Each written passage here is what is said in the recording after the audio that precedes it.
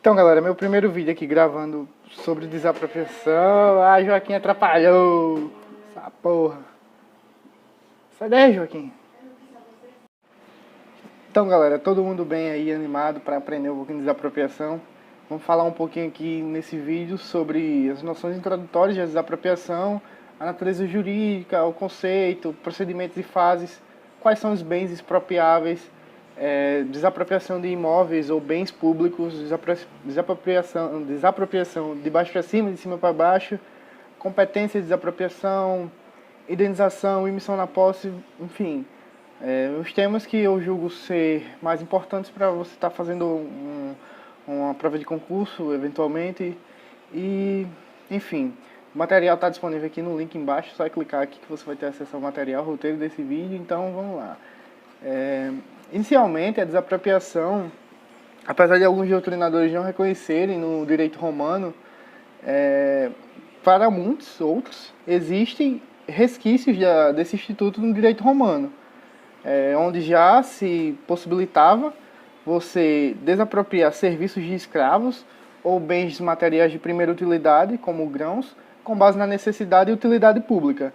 Mas a noção de interesse social só veio surgir muito após no Código de Partidas espanhol, em que existia disposição expressa em que o imperador poderia tornar uma coisa particular bem comum para atingir o interesse público, digamos assim.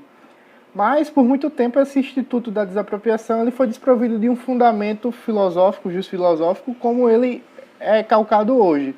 Porque hoje o instituto da desapropriação funda-se na ideia de interesse público e função social da propriedade. Essa mescla com conceito filosófico só se deu com as ideias de Hugo Gross no século XVI, em que deu esses contornos filosóficos, filosóficos ao Instituto, né? A função social da propriedade, ela decorre de um dos elementos da Constituição. A Constituição tem alguns elementos, são 5, a gente aprende aí na teoria da Constituição, mas a função social da propriedade, ela decorre do elemento socio-ideológico da Constituição, que tenta equilibrar as forças, os anseios da sociedade liberal com os anseios da sociedade social, né? Então, a função social da propriedade se deu para isso, né? Então, a gente tem que o conceito de desapropriação é um procedimento administrativo de direito público pelo qual o poder público transfere a título originário a propriedade de terceiro, para si a propriedade de terceiro, né? Por razões de utilidade pública, necessidade e interesse social, com base no interesse público. Hoje, não é tão adequado você utilizar com base na supremacia do interesse público sobre o privado, porque a noção de prevalência do interesse público hoje é bem mais ampla, de modo que pode haver conflito entre interesses públicos e prevalecer o interesse público primário, aquele interesse público o genuíno, geral, de fato, sobre o interesse público secundário, que é o interesse patrimonial do poder público. Então não é tão adequado a gente falar em supremacia do interesse público sobre o privado, mas a supremacia do interesse público é o mais adequado. A natureza jurídica da desapropriação, portanto, é quase sempre administrativa. Na sua fase declaratória, é sempre administrativa. E, perdão, judicial, às vezes, quando há contestação do valor ou algum vício no procedimento, porque o objeto da ação judicial da ação de desapropriação é limitado, né? Limitado ao preço ou a um vício, né? Qualquer outra coisa, qualquer outra questão, existência ou não de necessidade de utilidade pública deve ser discutida em ação autônoma, não na ação de desapropriação, certo? O tratamento constitucional e legal desse instituto é bem amplo, né? A gente tem previsão lá no artigo 5º, inciso 24, existe a previsão no Decreto-Lei 3.365, que trata de necessidade e utilidade pública. Existe a previsão também na Lei 4.132, que é a desapropriação por interesse social. E esses são os diplomas normativos que aconselho ler para você ter uma bagagem boa, né, desse instituto, para você conseguir fazer qualquer prova aí sem nenhum problema, certo? Os fundamentos e os requisitos. Como eu falei, o fundamento é o interesse público, primariamente. mas os requisitos eles são diversos, né? A utilidade, necessidade e o interesse social. Muitos autores dispõem que a necessidade pública já está inserida no conceito de utilidade pública. Porém, eu não aconselho adotar esse entendimento porque as provas diferenciam os três. Então, é melhor a gente diferenciar os três e acertar as questões de prova, né? Mas, vamos lá. A utilidade pública, ela aparece quando há uma conveniência da administração em desapropriar a determinado bem, certo? A necessidade, ela se afigura mais quando para fazer frente a uma emergência, por exemplo. Já o interesse social é a concretização do princípio da função social da propriedade, tentando equilibrar esses anseios que eu falei lá de uma sociedade mais social, né? Essa noção do estado prestacional. Os bens expropriáveis. Em geral, todo e qualquer bem é expropriável. Não existe isso de aquela imprescritibilidade do bem público face à desapropriação de outro bem público. O que a gente deve observar é que o STF decidiu que há uma hierarquia de interesses, né? De modo que impossibilita a desapropriação chamada de baixo para cima. Ou seja, por quê? Ou seja, o município não pode desapropriar o bem do Estado, mas o Estado pode desapropriar o bem do município. Por quê? Porque há uma hierarquia do interesse, de modo que prevalece o interesse regional sobre o interesse local. De modo que o interesse nacional prevalece sobre o regional e assim vai. Então, a conclusão disso é que a União pode desapropriar bem de todos os entes, o Estado pode desapropriar bem dos municípios, e é isso, né? Devendo observar, entretanto, a autorização legislativa, né? Em qualquer caso. Mas, além disso, existem impossibilidades materiais e impossibilidades jurídicas de bem. Por exemplo, uma impossibilidade material é o dinheiro, tendo em vista que esse é a principal forma de retribuição da desapropriação, porque a disposição que existe lá na Constituição é que pode existir desapropriação desde que haja pagamento justo prévio em dinheiro. Então, você não pode desapropriar o meio que é utilizado para pagar uma desapropriação, para indenizar uma desapropriação, né? Direitos personalíssimos são outra espécie de impossibilidade material, porque você não pode desapropriar o direito personalismo, e nem as pessoas, porque elas não são consideradas objetos. Discute-se muito a possibilidade de desapropriar cadáver, porque a gente sabe que depois que morre, não existe mais personalidade jurídica, acaba a personalidade jurídica e você é considerado um objeto. Mas muito doutrinador fala que não há proporcionalidade e nem há necessidade de você desapropriar um cadáver, por exemplo. Mas há essa discussão e é interessante a gente falar. A competência para desapropriar, em regra, é comum a todos os entes. Mas não deve se confundir a competência para desapropriar, que é comum a todos os entes, com a competência para legislar, que é privativa da União. Isso aí é bem interessante. Mas há algumas exceções que eu vou tratando mais à frente, como a desapropriação rural, que é competência exclusiva, para fins de reforma agrária, que é competência exclusiva da União, desapropriação urbanística, que é só do DF, municípios e tal. Enfim, eu vou falando mais à frente quando eu for falar das espécies de apropriação. Mas, com relação à competência, é importante notar também que não só os entes públicos, digamos assim, o Poder Executivo pode declarar a utilidade pública, né? Existem mais duas exceções a essa regra, que é o Poder Legislativo também pode declarar a utilidade ou necessidade, o interesse social, para fins de apropriação, fazendo por meio de lei. E existem duas exceções bem interessantes, que é a ANEEL, e o DENIT. Esses dois órgãos, por expressa previsão legal, podem declarar a necessidade, utilidade ou interesse público para fins de apropriação. Nesse caso, eles não vão fazer por decreto, porque decreto é um meio privativo do chefe do Poder Executivo. Então, eles vão fazer por portaria, certo? O Poder Legislativo por lei e o Poder Executivo, os entes, por meio de decreto, né? A fase e os procedimentos. A fase e os procedimentos da desapropriação são dois, né? O procedimento é tudo isso que a gente está falando, e as fases são duas, declaratória e executória. A fase declaratória, em regra, é indelegável, né? Em regra não, é indelegável, mas aqueles outros entes podem, sim, declarar e dar início à desapropriação, digamos assim, né? A declaração... Eita, foi mal. A declaração tem por efeito, ou tem por, como eu posso dizer, consequências, autorizar o ingresso no bem público pela autoridade administrativa, é o início do prazo decadencial, que muda aí, pode ser de 5 anos, quando for de utilidade e necessidade, e 2 anos, quando for de interesse social. E ele marca também a situação do bem para fins de indenização das benfeitorias, certo? Porque as benfeitorias são indenizáveis e tudo mais, benfeitorias necessárias e úteis, se autorizadas, são indenizáveis. Então, é aí o marco para se aferir a realização dessas benfeitorias, né? Depois disso, a gente tem a fase executória, que são os atos materiais para a concretização da desapropriação, que aí pode ser delegado e não há nenhum empecilho a essa delegação.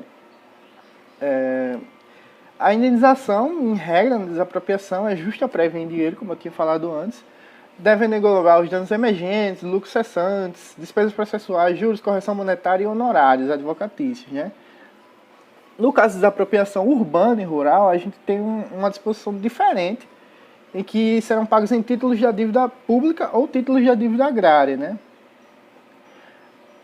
Existe uma discussão bastante interessante sobre os juros compensatórios e juros indenizatórios, mas o termo, vou falar brevemente, o termo inicial desses juros, os juros compensatórios é da emissão na posse, ou quando se trata de apossamento administrativo ou desapropriação direta, da efetiva perda da posse do bem, né? Em regra, é quase a mesma coisa. Mas, vamos lá, juros moratórios. Juros moratórios a gente tem que se ligar em duas coisinhas. Quando for o ente público que promover a desapropriação, os juros moratórios vai ter que observar a regra do artigo 100 da Constituição Federal, que é o sistema de precatórios, ou seja, só vai começar a contar juros moratórios a partir do primeiro dia do exercício seguinte a que deveria se dar o pagamento. Mas existe uma exceção, caso a desapropriação seja promovida por delegante ou por concessionários e permissionários de serviço público, não incide o artigo 100, de modo que os juros moratórios começam a correr do trânsito julgado da sentença. Então, essa é uma diferença bem interessante que a gente deve se atentar. Com relação à desistência dessa desapropriação pela fazenda pública, né? O STJ determinou que pode sim haver desistência, desde que não tenha havido o integral pagamento, porque aí já seria consolidada a transferência da propriedade, e o imóvel seja devolvido nas mesmas condições que foi desapropriado, né? Segundo o STF, esses são os requisitos para que possa haver a desistência da desapropriação. E é ônus do expropriado, ou seja, da pessoa que sofreu a desapropriação, provar que o bem não está no mesmo estado. Existe uma pegadinha bastante interessante de concurso, já vi até a CESP cobrando, que depois que haver um integral pagamento, depois que tiver consumada a desapropriação, foi perguntado se poderia o ente público devolver esse bem ao particular. E o gabarito da questão era direito de retrocessão. Muita gente errou essa questão porque não se atentou na nomenclatura utilizada, porque tem lá a previsão no artigo 519 do CC do direito de preferência, que é por muitos também chamado de direito de retrocessão. Então, nesse caso, pode sim a Fazenda Pública devolver o bem por meio de direito de preferência, também chamado de direito de retrocessão. Então, a gente tem que se ligar nessas nomenclaturas para não comer mosca e errar a questão em prova, né? Mas, nesse caso, após o pagamento, após a afetação ou desafetação, caso não haja mais conveniência em utilização do bem, a Fazenda Pública pode sim desistir do bem e devolver o particular por base do direito de preferência, digamos assim.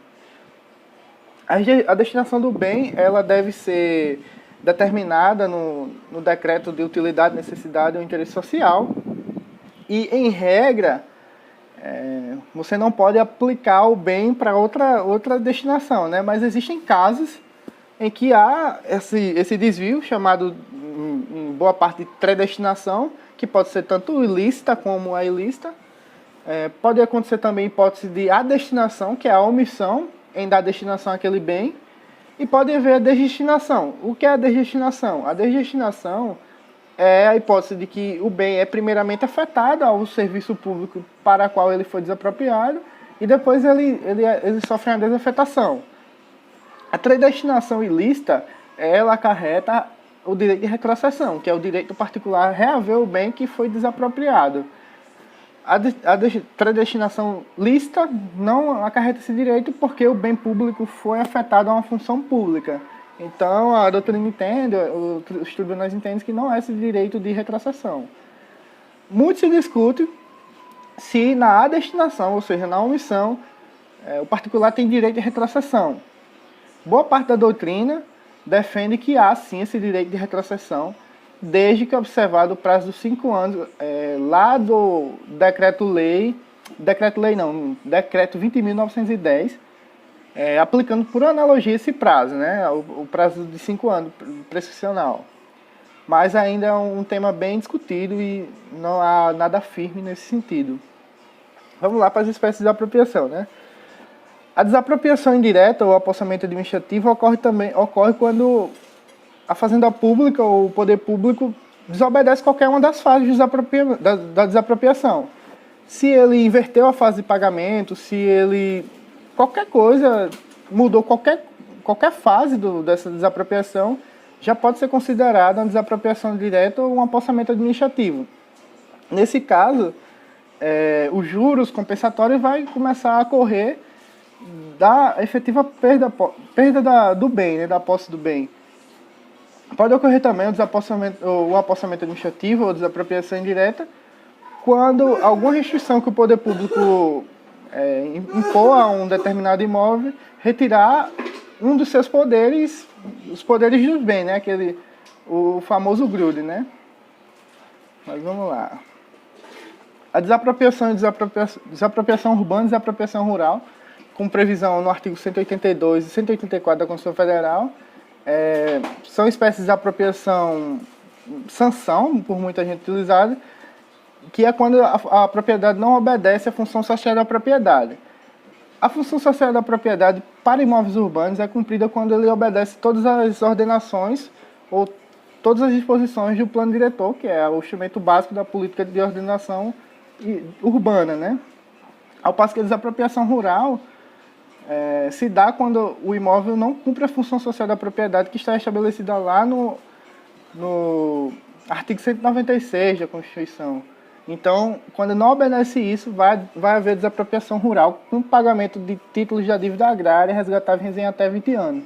A desapropriação urbana, por sua vez, ela vai ser indenizada com títulos de dívida pública resgatáveis em até 10 anos, né? Sim, há uma hipótese aqui que é bem discutida, por muitos não é considerada desapropriação porque não há indenização em dinheiro. É a hipótese de expropriação, que é aquela desapropriação por haver cultura ilegal de plantas psicotrópicas, de bens que foram empregados no tráfico de entorpecentes, imóveis que foram empregados para exploração de trabalho escravo, né? Esses daí são expropriados e a competência é exclusiva da União para proceder a essa expropriação, certo?